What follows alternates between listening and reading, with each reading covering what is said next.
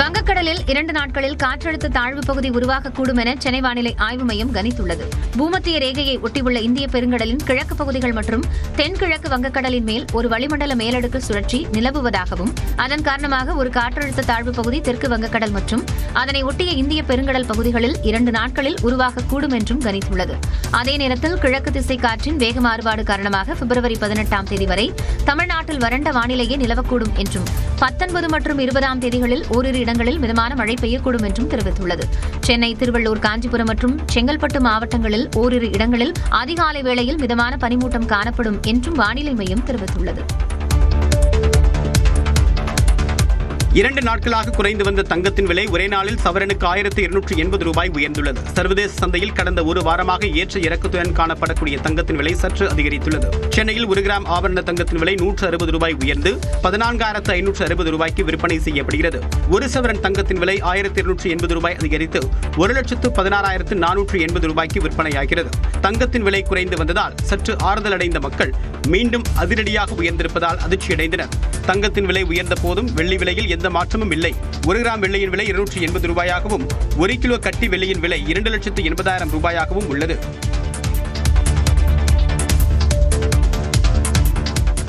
திடீர் மின்தடை காரணமாக சென்னை கடற்கரை தாம்பரம் வழித்தடத்தில் 40 நிமிடங்கள் ரயில் சேவை பாதிக்கப்பட்டது. சைதாப்பேட்டை முதல் கிண்டி வரையிலான ரயில்வே பாதையில் தனியார் தொலைத்தொடர்பு நிறுவனம் முன் அனுமதியின்றி கம்பிவடத்தை நிறுவக்கூடிய பணியில் ஈடுபட்டதாக தெரிகிறது.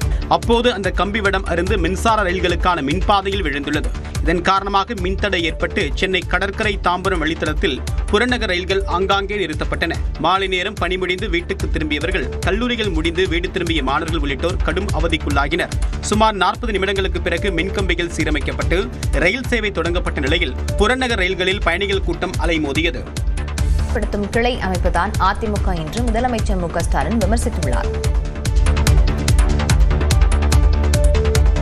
அரசியல்வாதி எப்படி இருக்கக்கூடாது என்பதற்கு உதாரணம் எடப்பாடி பழனிசாமி என முதலமைச்சர் மு.க. ஸ்டாலின் சாடியுள்ளார்.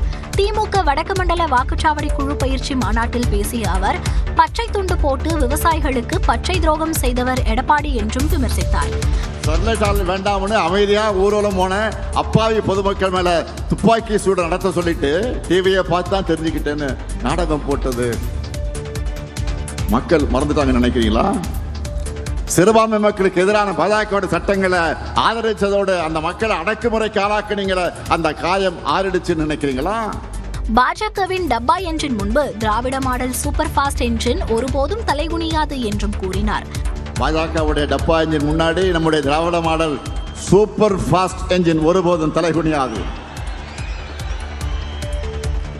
இந்த உறுதியை தமிழ்நாட்டில் இருக்கக்கூடிய ஒவ்வொரு வீட்டுக்கும் ஒவ்வொரு வாக்காளருக்கும் ஏற்படுத்த வேண்டியது உங்களுடைய பணி. தமிழ்நாடு அணியா டெல்லி அணியா எனும் ஜனநாயக போரில் விருப்பு வெறுப்பின்றி மதசார்பற்ற முற்போக்கு கூட்டணியை ஆதரிக்க வேண்டும் என்றும் கேட்டுக்கொண்டார்.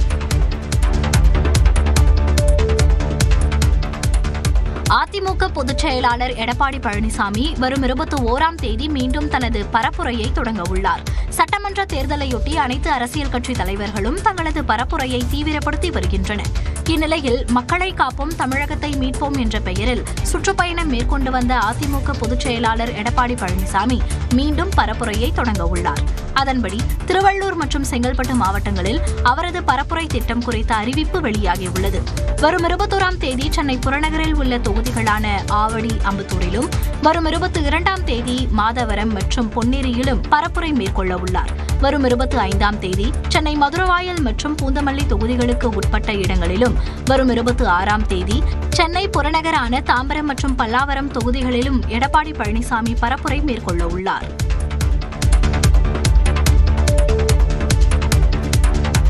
நடிகை த்ரிஷா குறித்து பாஜக மாநில தலைவர் நயினார் நாகேந்திரன் கண்ணிய குறைவாக பேசியதற்கு கண்டனங்கள் வலுத்த நிலையில் ஒருமுறைதான் பேச முடியும் என்று கூறி நயினார் நாகேந்திரன் பதிலளிக்க மறுத்துவிட்டார். முதல்ல வீட்டிலிருந்து வெளியே வரணும். த்ரிஷா விட்டிருந்து முதல்ல வெளியே வந்தால் தான் முதல்ல எல்லாமே நடக்க முடியும். இவர் அதாவது குடும்பத்தோடு நல்ல உறவு வைக்கணும், நல்ல தலைவர்கள் வழி நடத்தின இயக்கத்தை நல்ல முறையில் சொல்லணும். முதல்ல இதில் இருந்து வெளியே வரணும். முதல்ல குடும்பத்திலிருந்து வீட்டிலேருந்து வெளியே வரணும் சார். குடும்பத்திலாம் வந்து ஒரு கட்சி நடத்தணும் சார். முதல்ல ஒரு தடவை தான் பேசணும். சார் பேட்டி சம்பந்தமா பெண்கள் அமைப்புகள் நிறைய தரப்புல இருந்து கண்டனம் தெரிவிக்கிறாங்க சார்.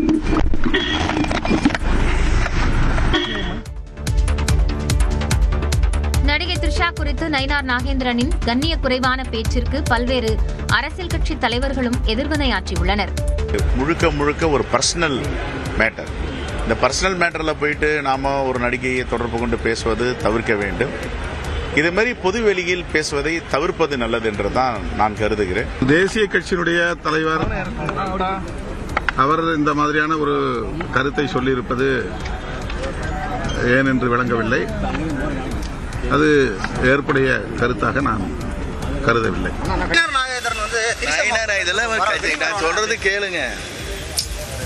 ஒரு கட்சியா அவங்கள ஒரு ஆளா நீங்க விடுங்க சார். அடுத்தது பொதுவா தனிப்பட்ட விமர்சனங்களை யாருமே தவிர்க்கணும். யாருமே இது போன்ற தனிப்பட்ட விமர்சனங்களை தவிர்ப்பதுதான் ஆரோக்கியமான அரசியலாக இருக்க முடியும். அசாமில் அவசரகால விமான தரையிறக்க சாலையை பிரதமர் மோடி திறந்து வைத்தார்.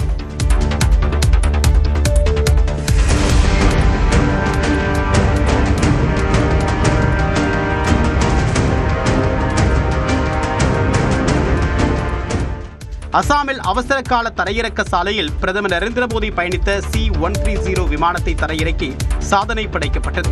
அசாமின் திப்ருகர் மாவட்டத்தில் உள்ள மோரன் புறவழிச்சாலையில் 100 கோடி ரூபாய் மதிப்பில் சுமார் 4.5 கிலோமீட்டர் தூரத்திற்கு அவசர காலங்களில் விமானங்களை தரையிறக்கக்கூடிய வசதியுடன் சாலை அமைக்கப்பட்டது.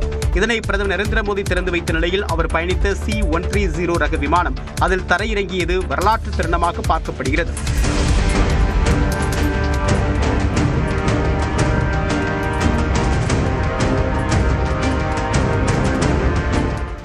இந்த ஓடுதளம் சீன எல்லைக்கு 300 கிலோமீட்டர் தொலைவில் அமைந்துள்ளது. இந்த NH-37 சாலை சுமார் 4.2 கிலோமீட்டர் நீளம் மற்றும் 33 மீட்டர் அகலம் கொண்டது. சாதாரண நெடுஞ்சாலைகளை விட இது மிகவும் வலிமையானதாகும். இக்கட்டான சூழ்நிலையின் போது விமானங்கள் மற்றும் ஹெலிகாப்டர்களை இறக்குவதற்கு மாற்று ஓடுபாதையாகவும் ராணுவ வீரர்கள் மீட்பு படையினர் விரைவாக செல்ல உதவக்கூடிய வகையில் இந்த தரையிறக்க சாலை வடிவமைக்கப்பட்டுள்ளது.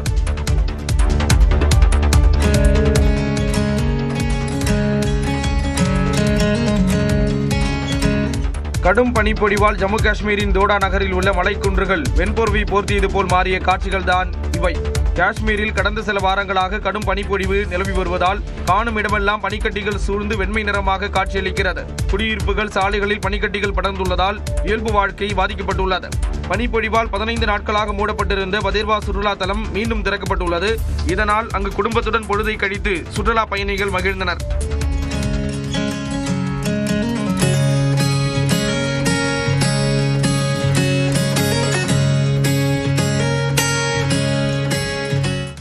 ஸ்ரீநகரில் வெப்பநிலை -5 டிகிரி செல்சியஸுக்கு குறைந்துள்ளது. இதனால் கடும் குளிர் நிலவி வருகிறது. புகழ்பெற்ற தால் ஏரியில் குளிரை பொருட்படுத்தாமல் சுற்றுலா பயணிகள் படகில் சென்று இயற்கை அழகை ரசித்தனர்.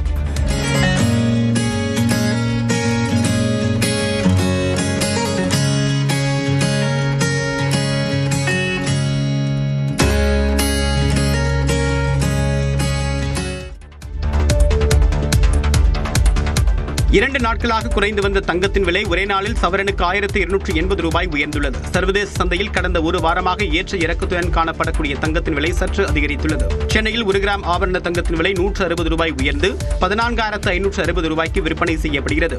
ஒரு சவரன் தங்கத்தின் விலை 1280 ரூபாய் அதிகரித்து 1,16,480 ரூபாய்க்கு விற்பனையாகிறது. தங்கத்தின் விலை குறைந்து வந்ததால் சற்று ஆறுதல் அடைந்த மக்கள் மீண்டும் அதிரடியாக உயர்ந்திருப்பதால் அதிர்ச்சியடைந்தனர். தங்கத்தின் விலை உயர்ந்த போதும் வெள்ளி விலையில் எந்த மாற்றமும் இல்லை. 1 கிராம் வெள்ளியின் விலை 280 ரூபாயாகவும் 1 கிலோ கட்டி வெள்ளியின் விலை 2,80,000 ரூபாயாகவும் உள்ளது.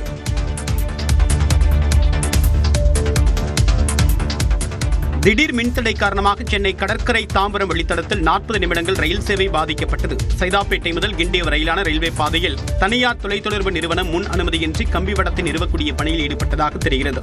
அப்போது அந்த கம்பிவடம் அருந்து மின்சார ரயில்களுக்கான மின்பாதையில் விழுந்துள்ளது. இதன் காரணமாக மின்தடை ஏற்பட்டு சென்னை கடற்கரை தாம்பரம் வழித்தடத்தில் புறநகர் ரயில்கள் ஆங்காங்கே நிறுத்தப்பட்டன. மாலை நேரம் பணி முடிந்து வீட்டுக்கு திரும்பியவர்கள், கல்லூரிகள் முடிந்து வீடு திரும்பிய மாணவர்கள் உள்ளிட்டோர் கடும் அவதிக்குள்ளாகினர். சுமார் 40 நிமிடங்களுக்கு பிறகு மின்கம்பிகள் சீரமைக்கப்பட்டு ரயில் சேவை தொடங்கப்பட்ட நிலையில் புறநகர் ரயில்களில் பயணிகள் கூட்டம் அலைமோதியது.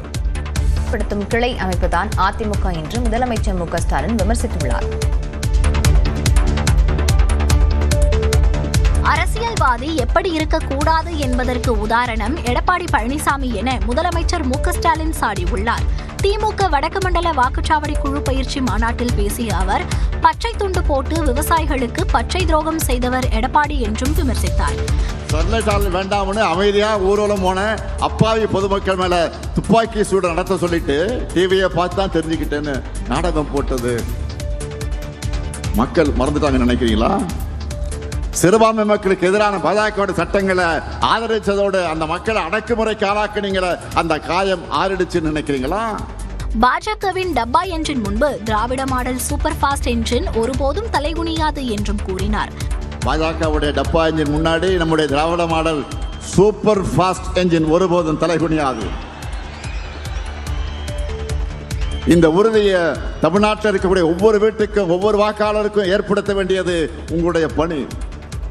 தமிழ்நாடு அணியா டெல்லி அணியா எனும் ஜனநாயக போரில் விருப்பு வெறுப்பின்றி மதசார்பற்ற முற்போக்கு கூட்டணியை ஆதரிக்க வேண்டும் என்றும் கேட்டுக்கொண்டார். அதிமுக பொதுச் செயலாளர் எடப்பாடி பழனிசாமி வரும் 21ஆம் தேதி மீண்டும் தனது பரப்புரையை தொடங்க உள்ளார். சட்டமன்ற தேர்தலையொட்டி அனைத்து அரசியல் கட்சி தலைவர்களும் தங்களது பரப்புரையை தீவிரப்படுத்தி வருகின்றனர். இந்நிலையில் மக்களை காப்போம் தமிழகத்தை மீட்போம் என்ற பெயரில் சுற்றுப்பயணம் மேற்கொண்டு வந்த அதிமுக பொதுச் செயலாளர் எடப்பாடி பழனிசாமி மீண்டும் பரப்புரையை தொடங்க உள்ளார். அதன்படி திருவள்ளூர் மற்றும் செங்கல்பட்டு மாவட்டங்களில் அவரது பரப்புரை திட்டம் குறித்த அறிவிப்பு வெளியாகியுள்ளது. வரும் 21ஆம் தேதி சென்னை புறநகரில் உள்ள தொகுதிகளான ஆவடி, அம்பத்தூரிலும், வரும் 22ஆம் தேதி மாதவரம் மற்றும் பொன்னேரியிலும் பரப்புரை மேற்கொள்ள உள்ளார். வரும் 25ஆம் தேதி சென்னை மதுரவாயல் மற்றும் பூந்தமல்லி தொகுதிகளுக்கு உட்பட்ட இடங்களிலும், வரும் 26ஆம் தேதி சென்னை புறநகரான தாம்பரம் மற்றும் பல்லாவரம் தொகுதிகளிலும் எடப்பாடி பழனிசாமி பரப்புரை மேற்கொள்ள உள்ளார்.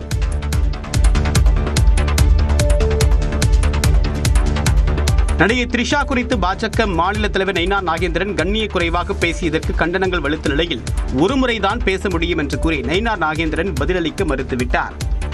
முதல்ல வீட்டிலேருந்து வெளியே வரணும். த்ரிஷாவிட்டிருந்து முதல்ல வெளியே வந்தால் தான் முதல்ல எல்லாமே நடக்க முடியும். இவர் அதாவது குடும்பத்தோடு நல்ல உறவு வைக்கணும், நல்ல தலைவர்கள் வழி நடத்தின இயக்கத்தை நல்ல முறையில் சொல்லணும். முதல்ல இதில் இருந்து வெளியே வரணும். முதல்ல குடும்பத்திலிருந்து வீட்டிலேருந்து வெளியே வரணும் சார். குடும்பத்திலாம் வந்து ஒரு கட்சி நடத்தணும் சார். முதல்ல ஒரு தடவை தான் பேசணும். சார் பேட்டி சம்பந்தமா பெண்கள் அமைப்புகள் நிறைய தரப்புல இருந்து கண்டனம் தெரிவிக்கிறாங்க சார்.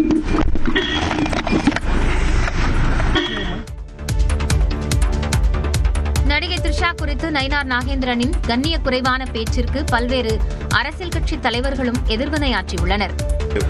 முழுக்க ஒரு பர்சனல் மேட்டர்.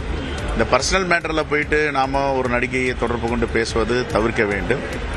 இது மாதிரி பொது வெளியில் பேசுவதை தவிர்ப்பது நல்லது என்று தான் நான் கருதுகிறேன். தேசிய கட்சியினுடைய தலைவர் அவர் இந்த மாதிரியான ஒரு கருத்தை சொல்லியிருப்பது ஏன் என்று விளங்கவில்லை. அது ஏற்புடைய கருத்தாக நான் கருதவில்லை. நான் சொல்றது கேளுங்க. ஒரு கட்சியா அவங்கள ஒரு ஆளா நீங்க விடுங்க சார். அடுத்தது பொதுவா தனிப்பட்ட விமர்சனங்களை யாருமே தவிர்க்கணும். யாருமே இது போன்ற தனிப்பட்ட விமர்சனங்களை தவிர்ப்பதுதான் ஆரோக்கியமான அரசியலாக இருக்க முடியும். அசாமில் அவசரகால விமான தரையிறக்க சாலையை பிரதமர் மோடி திறந்து வைத்தார்.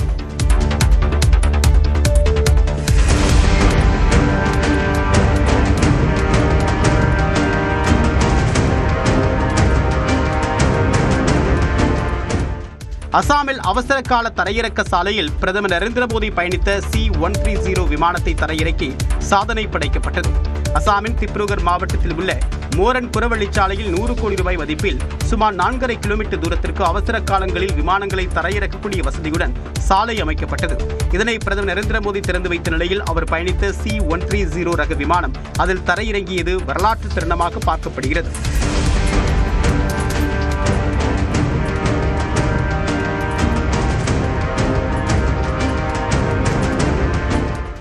இந்த ஓடுதளம் சீன எல்லைக்கு 300 கிலோமீட்டர் தொலைவில் அமைந்துள்ளது. இந்த NH-37 சாலை சுமார் 4.2 கிலோமீட்டர் நீளம் மற்றும் 33 மீட்டர் அகலம் கொண்டது. சாதாரண நெடுஞ்சாலைகளை விட இது மிகவும் வலிமையானதாகும். இக்கட்டான சூழ்நிலையின் போது விமானங்கள் மற்றும் ஹெலிகாப்டர்களை இறக்குவதற்கு மாற்று ஓடுபாதையாகவும் ராணுவ வீரர்கள் மீட்பு படையினர் விரைவாக செல்ல உதவக்கூடிய வகையில் இந்த தரையிறக்க சாலை வடிவமைக்கப்பட்டுள்ளது.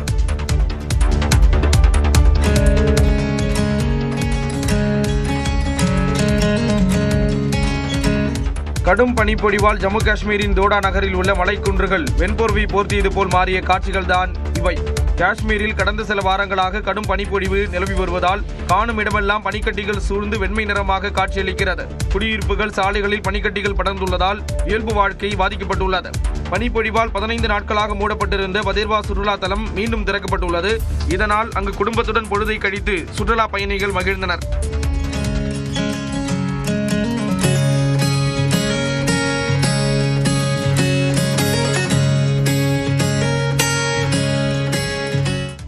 ஸ்ரீநகரில் வெப்பநிலை -5 டிகிரி செல்சியஸுக்கு குறைந்துள்ளது.